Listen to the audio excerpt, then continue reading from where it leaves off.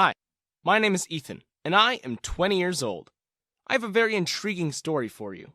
It revolves around my college crush and how I paid her back for thinking low of me and humiliating me for my background. Before we jump into the story, please, don't forget to subscribe to the channel to show your support to me. My story basically starts from the time I graduated high school. I had always scored high grades in the past, and this had kinda made me popular among my friends and classmates. My family was not doing very well financially, but we were not doing that bad either. The thing is, my parents couldn't afford expensive college tuition. I was accepted into a very prestigious university, but the tuition fee was really high. That's why I applied for scholarships, and thankfully, I got them. And this is how I ended up attending the university of my dreams, though it soon turned into the university of my nightmares. Okay, that was an exaggeration, but still, I came to the realization that my world was very different from that of the students who were attending this university. They were all from rich families and reputable households. I stuck out like a sore thumb among them. Most of the students I encountered were pretentious and arrogant. They generally kept their distance from me, and frankly, I liked it that way. It's not like I was dying to be seen with them, but here comes my tragedy. I had a huge crush on the popular girl of our campus. Her name was Beatrice. She was in my class, and she was the prettiest girl I had ever seen. Not only that, she was smart and polite as well. She was so different from the others. But she was way out of my league. That's why I wasn't even thinking of even approaching her. I went on with my life as it was, and focused on my studies instead. But all my plans of ignoring Beatrice got shattered when we were grouped together for a project. Now, talking to her was inevitable. "Ethan," she said one day, "would you like to work on the project together after the classes are over?" "Yeah, sure," I replied quickly, avoiding eye contact. She suddenly placed a hand on my shoulder. "Did I do something wrong?" My eyes widened. "What? No!" "Then why have you been avoiding me since the start of the semester?" she asked. Oh, she noticed that. I wasn't trying to avoid you," I clarified. "It's just that I didn't have the guts to approach you. We run into very different social circles." "That doesn't matter," she smiled. "You are the most talented student of this class. It would always be a pleasure to be in your company." And that is how Beatrice won me over with one single smile. From that day onwards, we started hanging out after classes, working on the project together. It wasn't long before Beatrice asked me out on a date. I was a bit surprised. I was planning on asking her out myself, but she beat me to it. Well, either way, we finally started dating. Now, the real problem arose. I didn't even have a car, which I could use to pick up my girlfriend to go on dates. My parents found out about this soon enough and decided to surprise me one day. I went home to find a car waiting for me in the driveway. At first, I thought that it belonged to someone else, but Mom and Dad came out with a huge smile on their faces. "We got a car for you," Dad said. "Hopefully it will make things easier for you." "Yes," Mom smiled. "It may be second-hand and a bit run down, but this is all we could afford at the moment. I hope you won't mind it, Ethan." "What? Why would I mind it?" I shook my head. "I love this car. I don't care if it's ancient or whatever. I'm just grateful that you thought of my convenience and bought this for me." Mom came to me and engulfed me in a hug. "I'm so happy that you like it." I was seriously so moved by my parents' thoughtfulness, especially because this was the first time that I had ever received a gift from them. And I knew that how much every single penny mattered to us right now. So this meant even more to me. After that day, I also decided to take up a job to earn some income and help my family. I got a pretty decent job in a company, with a good salary, considering I was just in the first year of the college. They seemed to be really impressed with my records. I started balancing college and office together. This left me with little to no time to spend with Beatrice. Finally, I found time during a weekend. I told Beatrice that I would pick her up from her home. She told me to park a few blocks away because she didn't want her parents to find out. I did as I was told. When she finally arrived, I got out of my car to greet her, but the expression on her face made me halt. "What's wrong? Did something happen?" I asked in concern. She pointed towards my car.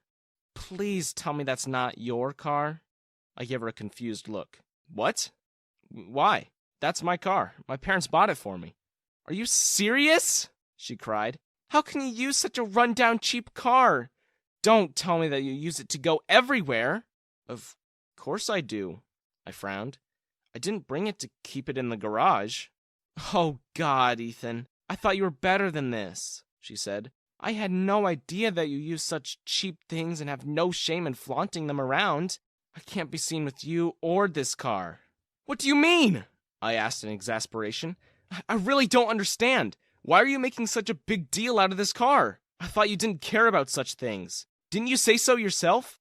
I thought you were different from those show-offs at our university, she scoffed. And I thought that you had at least some decency. If I had known that your condition was this bad, trust me, I would have never approached you in the first place. My mind was reeling now. I clenched my fists. I think I made it clear at the beginning itself that we run in very different social circles. You were the one who said that it didn't matter. Were you lying? I basically wanted to be friends with you so that you could help me with my studies. And when my grades started improving because of you, I thought you were not that bad to be kept around. That's why I asked you out. Trust me, I had no idea that you were such a cheapskate, she said, scrunching up her nose as if the mere thought disgusted her. Wow, so you were using me all this time, I said slowly. I was a tool that could help you with your grades. That's it? And here I thought that we had something genuine. Oh, please, you should be thankful that I even dated you. I'm way out of your league, she said. I nodded. You are. That's why it'd be better if we break up. Of course. Do you think I would stay with you after seeing this car? She made a face. I am leaving. Good luck finding a girlfriend. She turned around and left, while I was left behind, thinking, what did I really do so wrong? What did I do to deserve this? I was heartbroken, obviously, but I couldn't let it slow me down. Now, I was more determined than ever to turn around my situation. I was going to show Beatrice that I was not so pathetic after all. It took me a few months to collect myself, work harder than ever, and earn a lot of money. Since I was now devoting all my time and dedication to my job, my superiors were pretty impressed and kept on giving me a raise. I was doing better at the university, too. All in all, my life was going pretty smooth, except for one thing.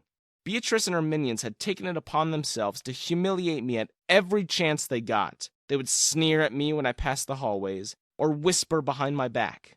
They were even influencing the rest of the student body. Amongst all this, a very unexpected person approached me one day.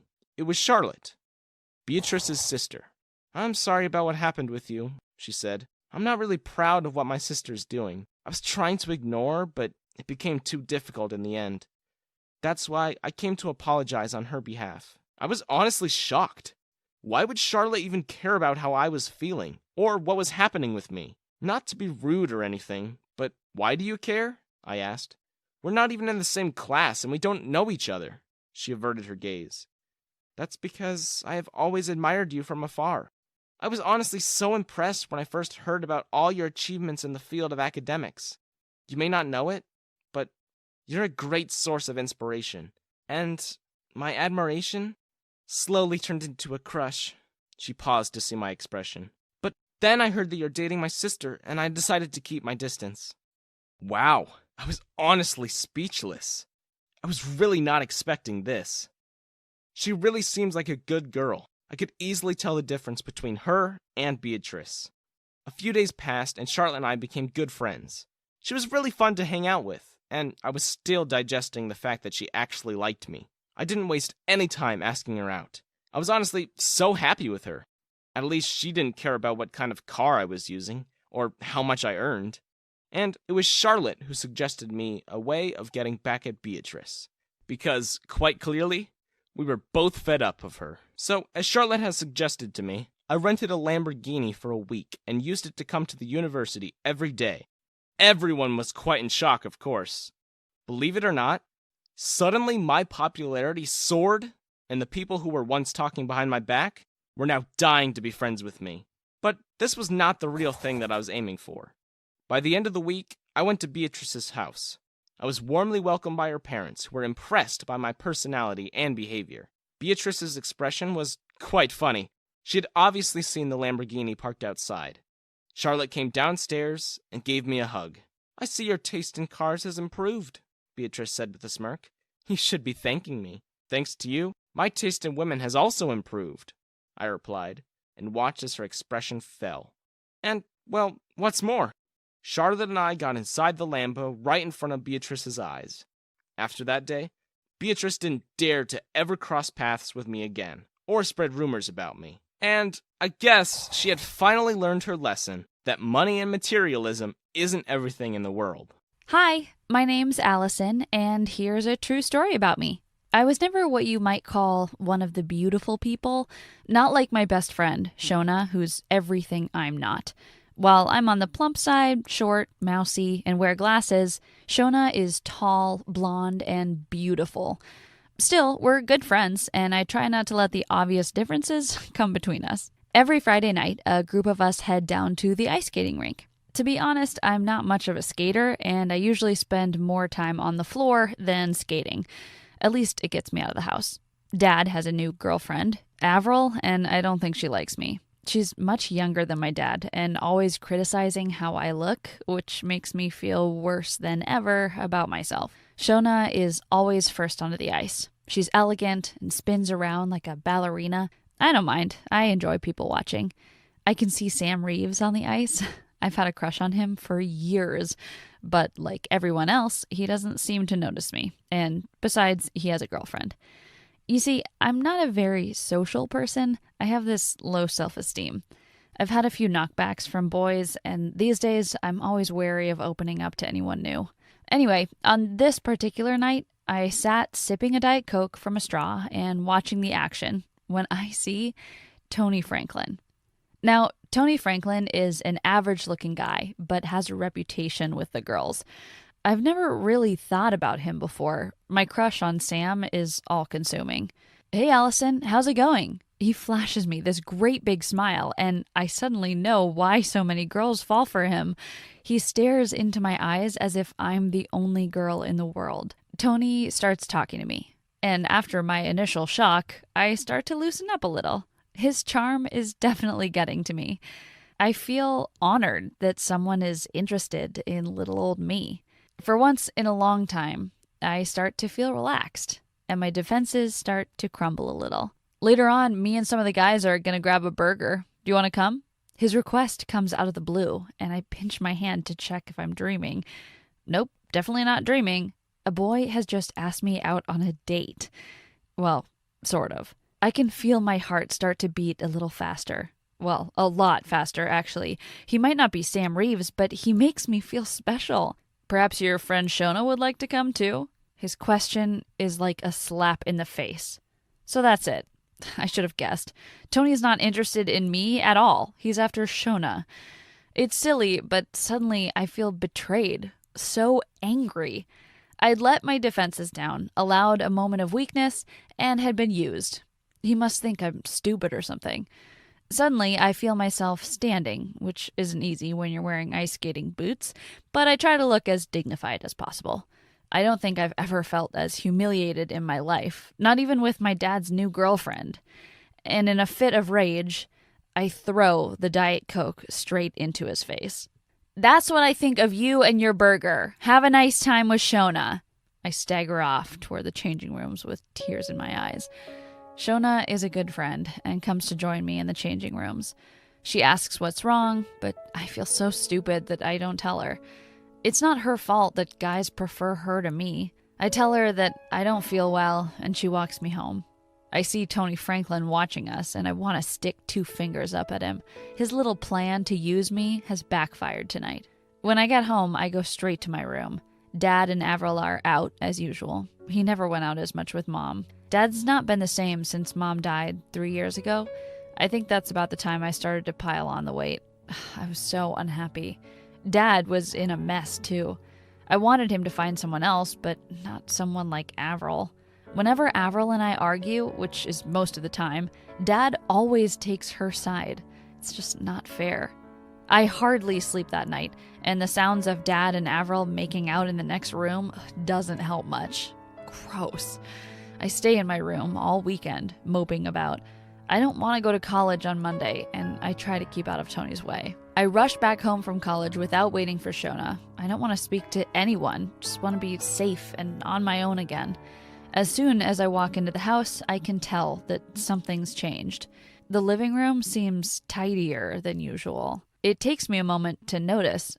All Mom's pictures have been taken down. All her photos and the ornaments she collected, all gone, as if she had never existed. Avril is sat reading a magazine on the sofa and looks up at me rather triumphantly. "You're home early, Allison." I feel the anger start to rise. "Where are Mom's photos?" She puts down the magazine rather carefully onto the sofa and folds her arms. "Your dad and I thought it would be better if we got rid of all the things from the past. A fresh start, you know?" I look at her in disbelief. "How dare you remove my mother's things?" I spit the words out at her. Avril sighs and looks at me with her steely blue eyes. "Your dad and I thought it would be for the best." "Dad would never agree to this." I shake my head in disbelief. At that moment, Dad comes out of the kitchen and immediately stands with Avril, placing his arms protectively around her. "What's going on?" he asks as if he doesn't know. "Dad, where are all of Mom's things?" "Now listen, Allie, don't get upset. We just thought it was for the best." "How dare you, Dad? How dare you forget about Mom like this? It's all her doing. Where are Mom's things?" I point to Avril, my arms shaking with rage. "They're in the kitchen," Dad starts. "Look, Allie, there's something I need to tell you. Avril and I are getting married." I don't want to hear any more, and I rush into the kitchen and find the boxes of Mom's stuff. "Oh, Mom," I cry over the boxes before taking them up to my room. I can't bear the thought of being in the same house as Dad and Avril, and as soon as I have my mom's things stored safely under my bed, I rush back outside. I don't have anywhere to go, but I start walking. "Hey," a voice calls after me about halfway down the street. I don't look around. I know that voice. It's Tony. I walk quickly, but soon I hear footsteps running behind to catch up to me. "Hey, stop a minute. What's the matter?" I don't want to talk to anyone, especially not Troy Franklin, but somehow he keeps up with me. And we walk to the park. I wish he'd leave me alone, but I'm too upset to talk.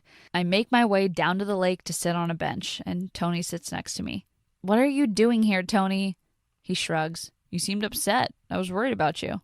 I looked up into his eyes. He looked genuinely concerned, but all I can feel is anger and hate. This is the guy that humiliated me. His face is close to mine, and I want to reach out and slap him, but then I have another idea. I put my face up to his and kiss him. If he can use me, then I can use him.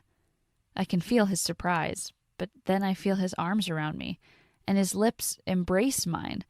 His lips are soft and warm, but it wasn't quite the reaction I was expecting.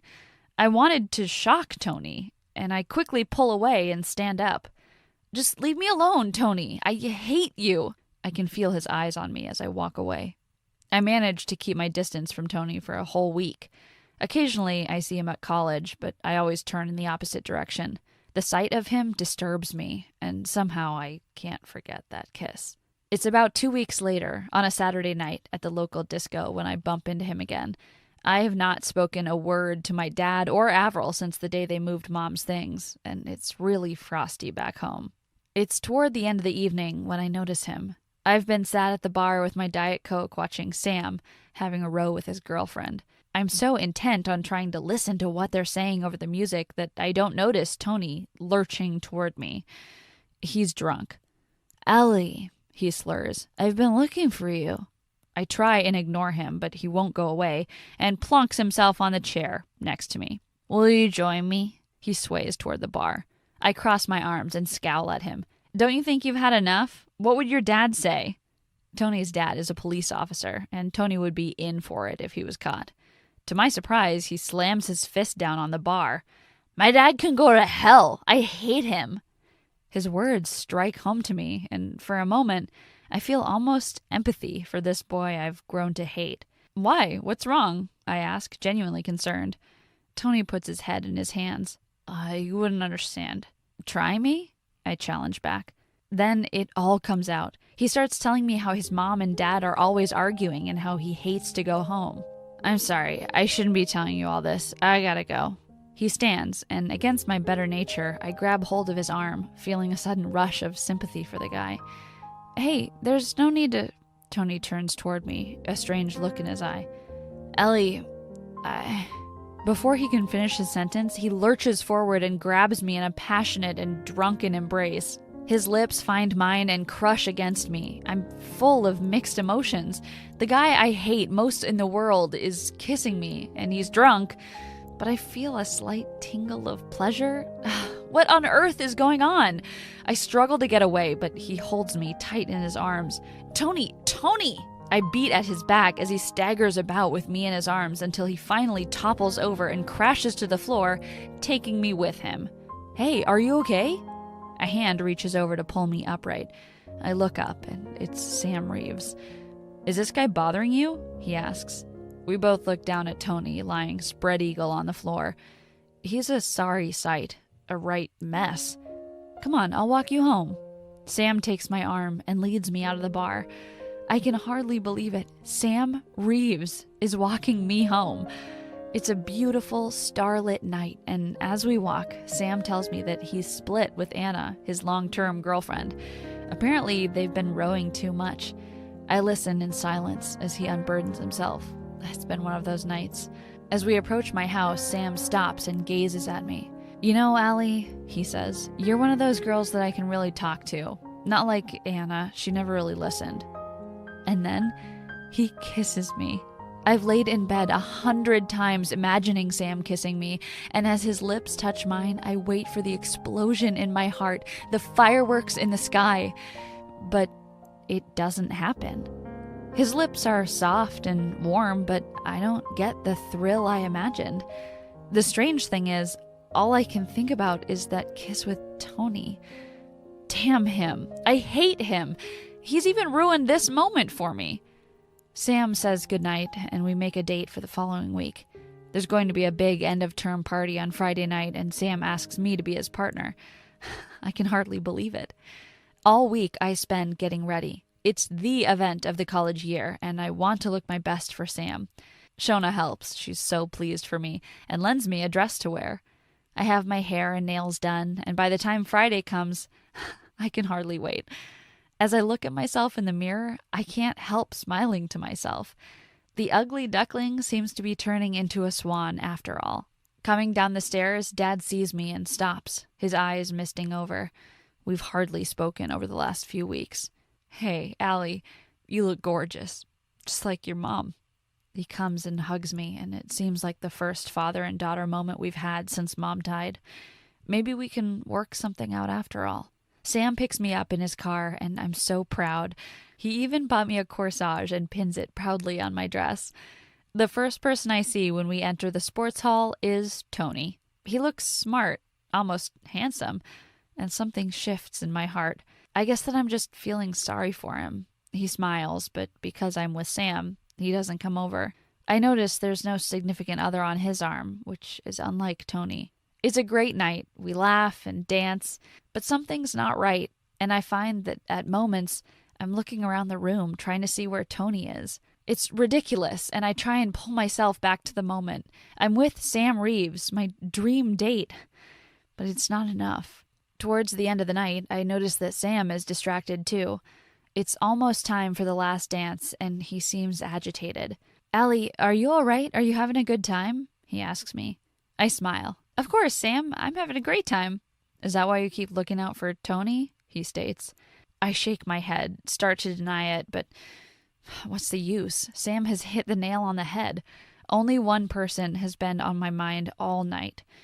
Tony Franklin. I'm sorry, Sam. You've been so kind. He just smiles. Well, I've got a confession. I've realized that I still love Anna, and I must go and find her. Would you mind? I shake my head, almost relieved when Sam walks away. I'm alone again, just like before. I glance around the room, but Tony is still nowhere in sight. He's probably kissed half the female population already. I don't want to be here for the last dance, and I head for the cloakroom when a hand grabs my arm. Hey, where are you going? I turn round to see Tony. I just bumped into Sam, he says. You said you were looking for me? Without another word, he leads me onto the dance floor as the slow and smoochy love song starts up. My heart is beating fast and my whole body tingles. So this is what love feels like when it finally comes. Tony reaches forward and kisses me. A slow, lingering kiss. And this time, I know it's for real. What do you think of my story? Has love come to you in an unexpected form? Feel free to share your comments below, and don't forget to subscribe to our channel. Hi, my name is Andrew, and I'd like to tell you the story of how I got stuck in the elevator with the girl I liked. Her name is Allison, and I never imagined that I'd get to spend so much time with her with no one else around. It was both a blessing and a curse, I can tell you as much. Allison was an incredibly beautiful girl. She had the prettiest blue eyes and dark short hair. She was also the smartest girl in my class.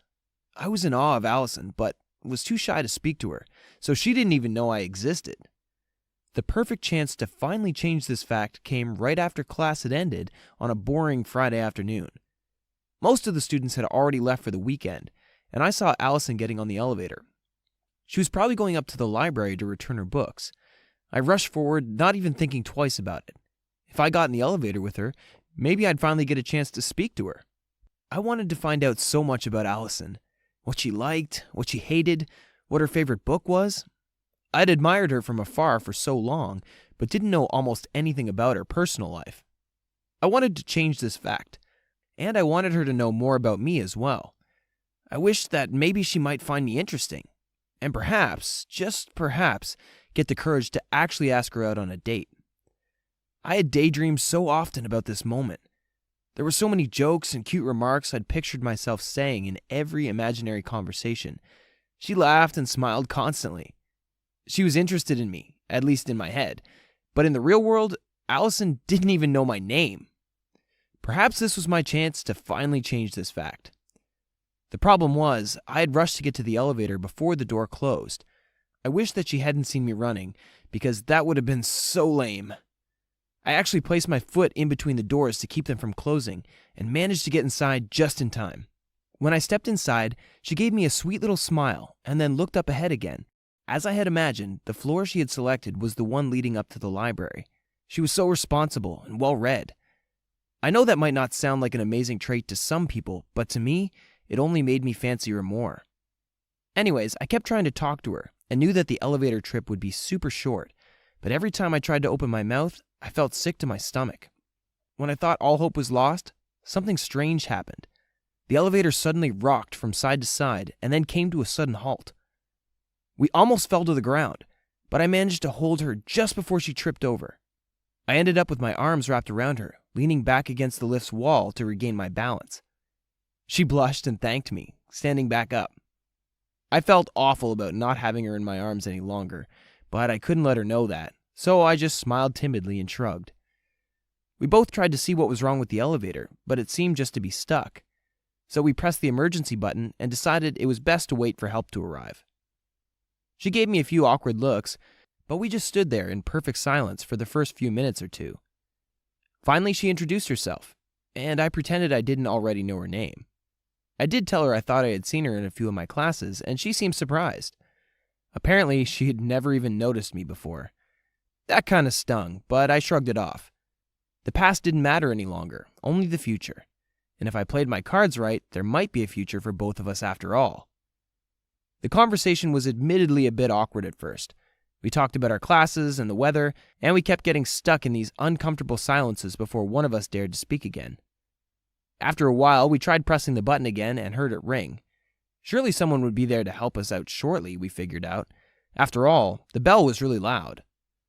So we began talking more openly, and that made me feel better. She was really funny, just like I had imagined. But the problem was, minutes kept going by and no one came to help us. That was when we began to get really nervous. Alice and I decided to begin screaming for help and banging on the walls of the elevator. No one answered. I checked the time and realized that by that hour, every single student had left already, and probably most of the teachers. We were stuck in there, and might have to stay locked in an elevator all through the weekend. We immediately began freaking out for real. It took us some time to calm down. She was in tears, but I reminded her that our parents would get worried soon, So we might have to wait a few hours, but someone would eventually come to help us. Or so I hoped. She seemed to believe me and wiped off her tears. I mean, I know we both understood that even if our parents realized we were missing, they might not think to look for us at school. But it was a reassuring thought, and we both clung to it. Panicking would only make a bad situation worse. I suggested we play a game to relax, and she agreed. We both sat down on the floor and began asking questions to each other. The more we played, the bolder and sillier the questions got.